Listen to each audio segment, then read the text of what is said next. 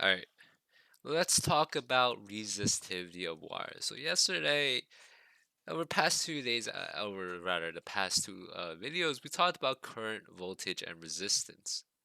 All right, and I made a lot of analogies for current, voltage, and resistance. So let's actually go over a review of those terms again in case uh, you didn't quite get what current, voltage, and resistance were.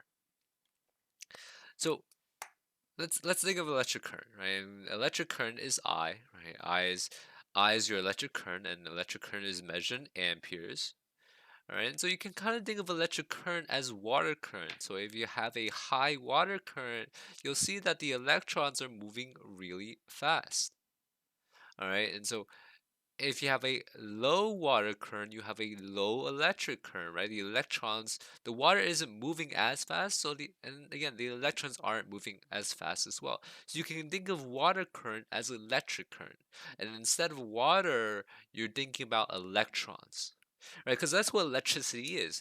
The flow of electricity is the flow of electrons through a wire, through a circuit, all right? So high water current, high electric current, more electrons. There's your analogy. Hopefully you do understand what electric current really is. Oh, ignore that GIF on the bottom right, by the way. Just ignore that. I'll fix it later. So let's talk about voltage and resistance.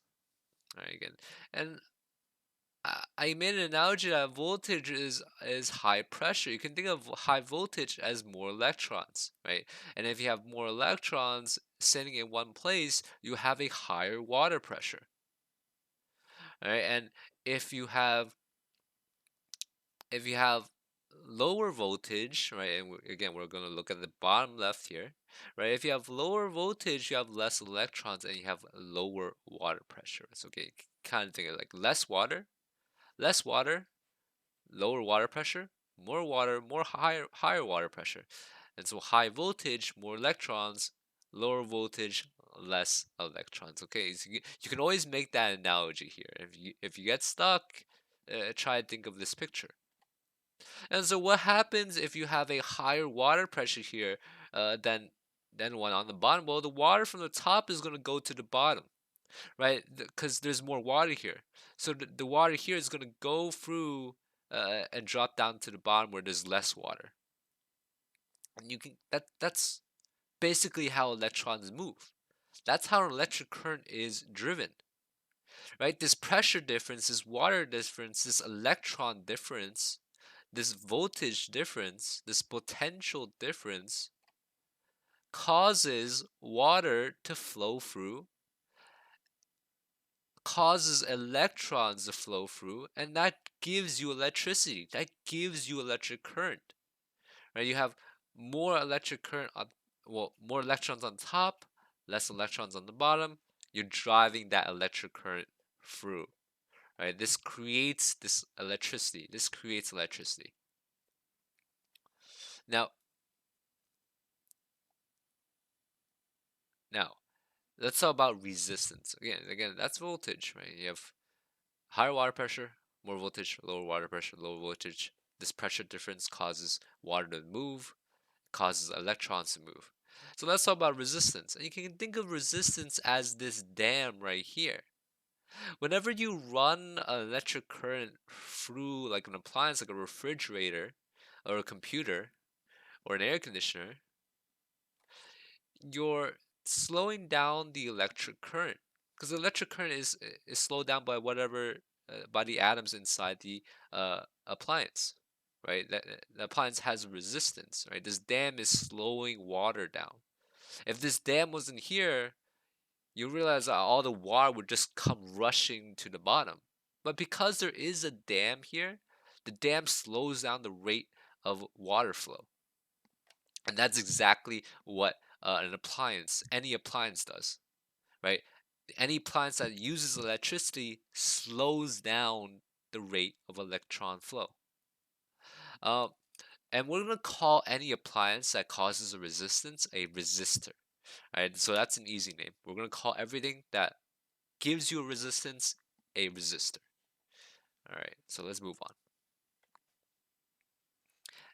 And and that's good and all, right? So anything that causes a resistance is a resistor. Well, how does electricity get to the appliance anyway, right? So if you take a look at the poles outside, the electricity poles, those are wires, those are circuits, and electrons flow through those wires. Right, you see all those poles outside with all multiple lines, electricity lines, and that's what I want you to think of right now. And those wires, those circuits also give you a resistance. All right, they're bouncing through that wire. They're bouncing through that wire at every single time. All right. So let's take a look at this again. So as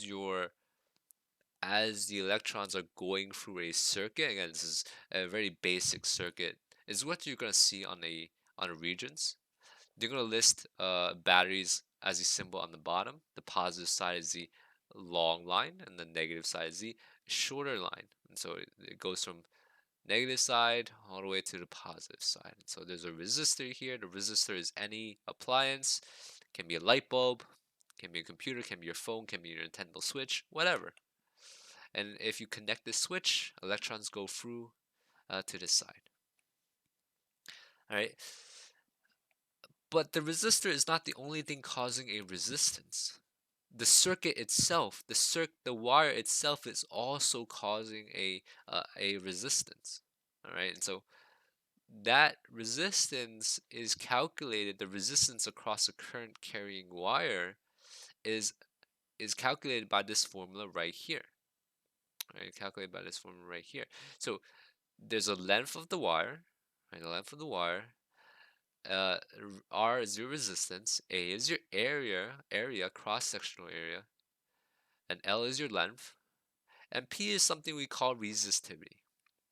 So each material, each wire, whatever material the wire is made of, has a different innate resistivity, right? They all resist electrons differently, or to a greater or less, to a greater degree or to a lesser degree. And so the resistivities are located on your reference table. I forget which page it is, but it is on your reference table. And so these are your resistivities at 20 degrees Celsius. Again, resistivity is very different from resistance. Resistivity is just your innate resistance of the material, whereas resistance is the rate at which you slow down electrons per unit voltage. No, it's per unit volts per unit amperes. Whatever. Uh, now we move on. So let's take a look at this. Is this a GIF? This should be a GIF. Whatever. It's not a GIF. Whatever. Now, if you think about it, and there's a reason why in the previous slide right here it says resistivities at 20 degrees Celsius. Well, if when you increase your temperature, your atoms are gonna vibrate a lot more. And so the atoms are these blue dots over here. And so these atoms start vibrating more. Well, what's gonna happen? It's gonna disrupt the rate of electron flow. The electrons have to make kind of like do side to side movement patterns now, and that's gonna make it harder for electrons to move. So if you increase your temperature, if your temperature is higher, then you make the electrons harder to move through the circuit, through the wire, and the resistance is larger. All right, so as you increase the temperature, the resistance that you experience is much larger. Right, the resistance across that wire is much larger, and this is actually very different from batteries. And so, if you've ever heard this, if your parents have told you they wanted to heat their car batteries so that it works better, well, batteries behave differently than a current carrying wire. Batteries and wires are very different in how electrons charging something is much different than just having electrons running through a wire. Right? I don't want to expand too much on rate of battery charge, where compared to this, but this is really the only thing you need to know. So if temperature increases of a wire increases, the resistance of that wire increases. That's the only thing you need to know. But batteries are different, and I don't want to explain how batteries are different. So let's actually move on to solving problems.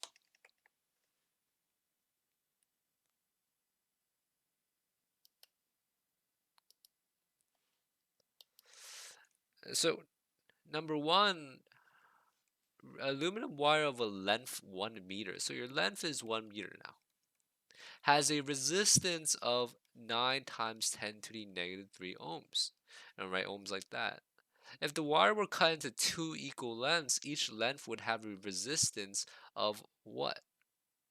And so if you cut your length in half, what would be your resistance? Well, because you know your resistance of a wire formula is that. Well, if you cut L in half, R is equal to P 1 half L A, which is equal to just 1 half PLA.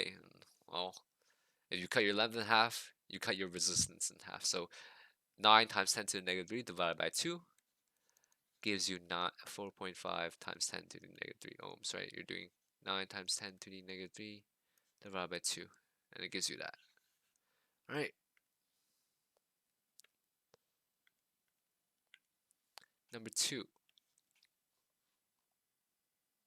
Compared to the resistivity of a 0.4 meter length of 1 millimeter diameter copper wire.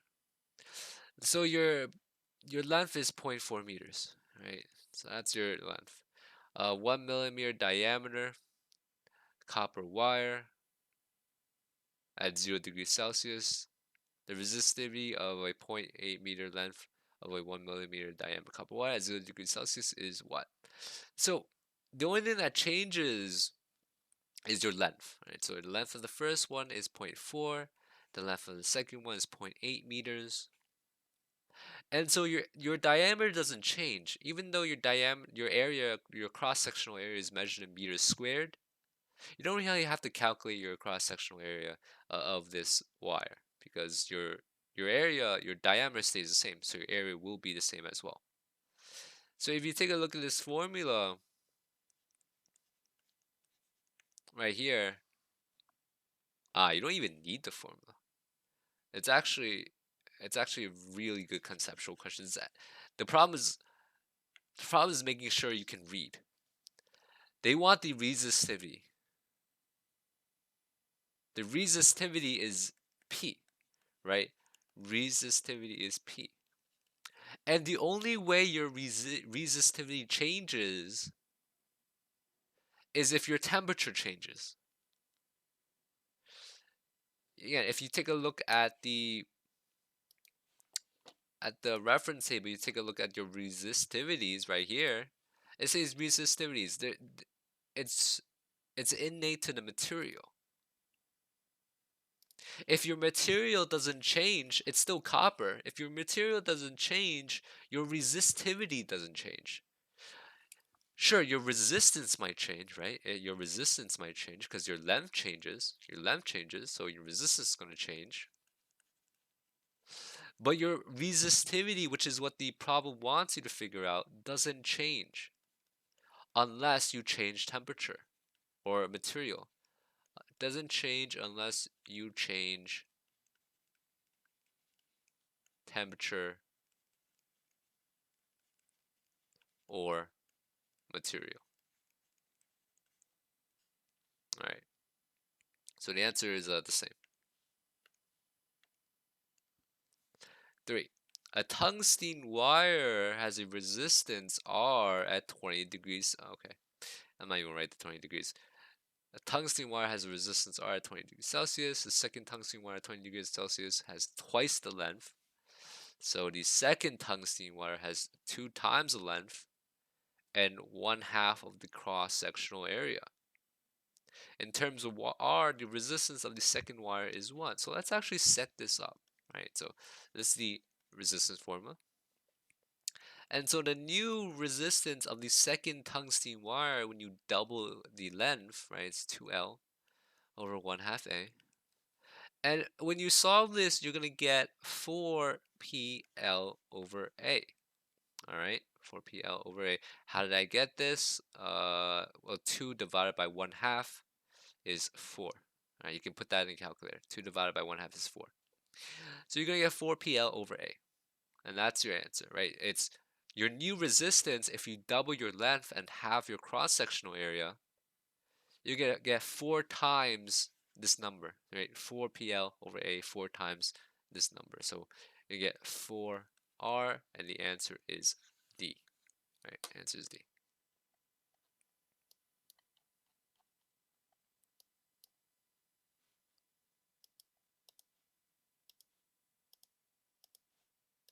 Number 4, after an incandescent lamp is turned on, the temperature of the filament rapidly increases from room temperature to operating temperature.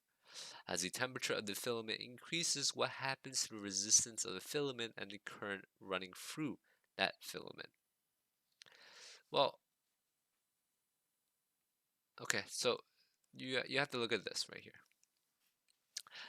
Oh, well, rather, it's basically on what you know, on what you know. You don't even need any formula. So as you increase your temperature, we talked about as you increase temperature, you increase resistance. So as you increase temperature, you increase resistance. And so it's either going to be A or B. Well, if you increase the resistance, well, what happens to your current? Well, if you increase your resistance, that means the current running through the filament must be lower because you're reducing the rate of electron flow, right? The higher resistance, you're resisting that flow. So if you're resisting that flow, your current is much slower. All right, so the answer is A. Right? If you increase the resistance, your current decreases. And I can actually prove that using this formula right here. So if your resistance goes up and if V stays the same, then I must go down. If you can't see that, let's put numbers to it. So if R was 1 and V was 2 and I was 1, well, I has to be 2. So this is the old one, right? This is the old, and as your temperature increases and your resistance increases, so let's make 1 into 2. V is still 2. Well, what happens to I so that R can go from 1 to 2? Well, I has to be 1, right? 2 divided by 1 is 2. So your resistance increased while your current decreased. That makes sense. Number 5. The electrical resistance of a metallic conductor is inversely proportional to its what? Electrical resistance of a metallic conductor is inversely proportional to its uh I see. So inversely proportional. They again inverse means that as one thing as one thing increases, the other decreases. So as this side is decreasing, this x-axis is increasing as well. Uh, so let's take a look at the formula. So let's look at that. So as electrical resistance increases, right? Again, inverse formula is this, right? 1 over x. Well, if 1 over x is kind of more like a parabolic curve, but whatever. Uh, yeah, it's more of a parabolic curve. But so as R increases, well, one must decrease. We talked about this in R is equal to V over I, right? If R increases, then I must decrease on the bottom. So it's the same thing here. So if R increases, A must decrease. If R decreases, then A must increase. So that there's an inverse proportion there. So your resistance is inversely proportional to your cross-sectional area. C. Actually, I'm curious about uh, if if 1 over x is actually parabolic? I'm curious. I think it is. It's been a long time.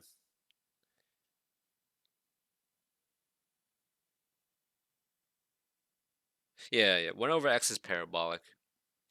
1 over x is parabolic. So but that still holds true. It's still inversely proportional. It's still inversely proportional. Still inversely proportional, yeah. So as r increases or decreases, a does the opposite. So the answer is C.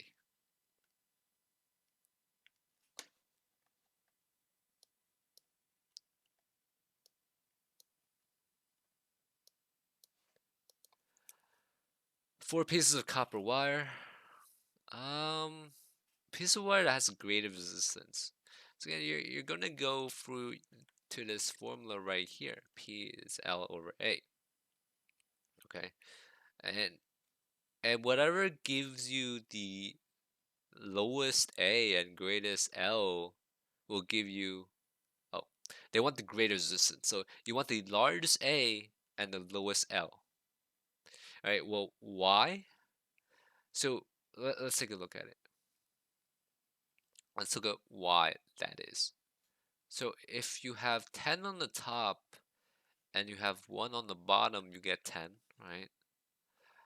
And if you have 10 on the okay, okay, my bad. Let's start over. Let's start over. Let's forget everything I just said.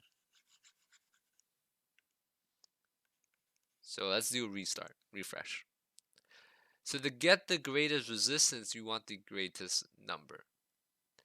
To get the greatest R right here, you want L to be as high as you can, and you want A to be as low as you can. Because if you think about it, if you have 10 is equal to 2, 2 on the bottom, you get 5, right? Well, how do I increase this 5 number? Well, one thing I can do is I can increase the length, so I can make 10 20, right? And I get a higher number. Well, let's say I want to get an even higher number than this. Well, what can I do? I can lower number 2 on the bottom. I can lower this cross-sectional area, right? So I can make 2 1, right? I can lower my cross-sectional area, and my resistance just increased. So you want the highest length and lowest A. So the one that has highest length and lowest A is wire 2, so it's B. So let's do number 7. At 20 degrees Celsius, four conducting wires made of different materials have the same length and same diameter. Which wire has the least resistance? So you're going to use your reference table here, right? You're going to use your reference table that gives you resistivities at 20 degrees Celsius. And you can look at your answer choices. You want the lowest resistivity because the lowest resistivity gives you the lowest resistance if your length and diameter stay the same. So let's go to aluminum. Aluminum is 2.82 times 10 to the negative 8. Gold is 2.44. So that has lower resistivity. So gold right now compared to aluminum has less resistance.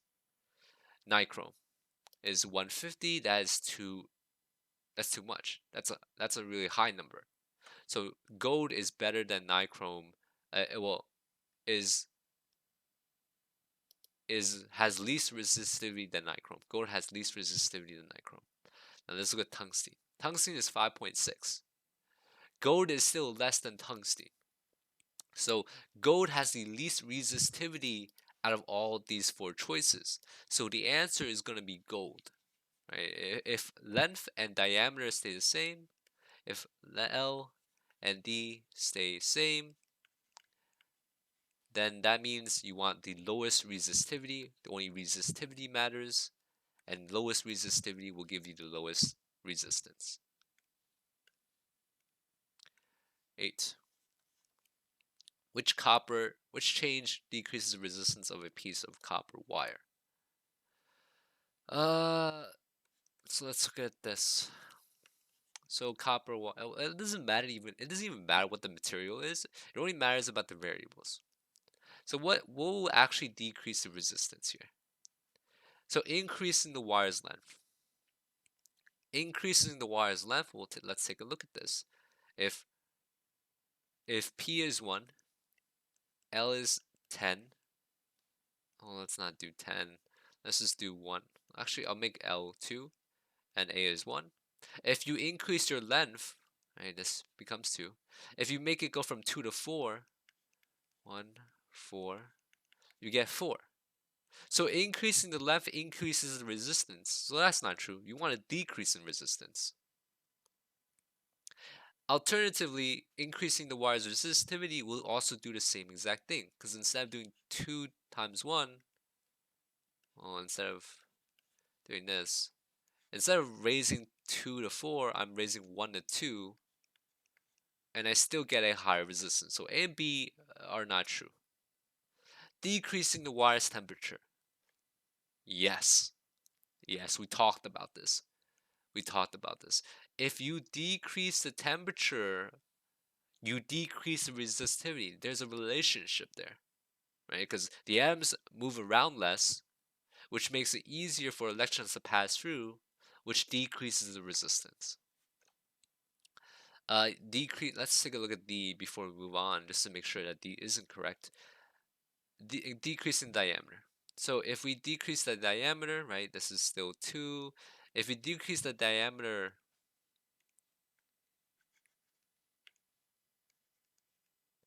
if we decrease the diameter from 1 to 0.5, the number we're going to get is going to be 1, 2, 2, is going to be 4. All right, so decreasing the diameter also increases your resistance. So the only correct choice here is C. All right, the only correct choice here is C.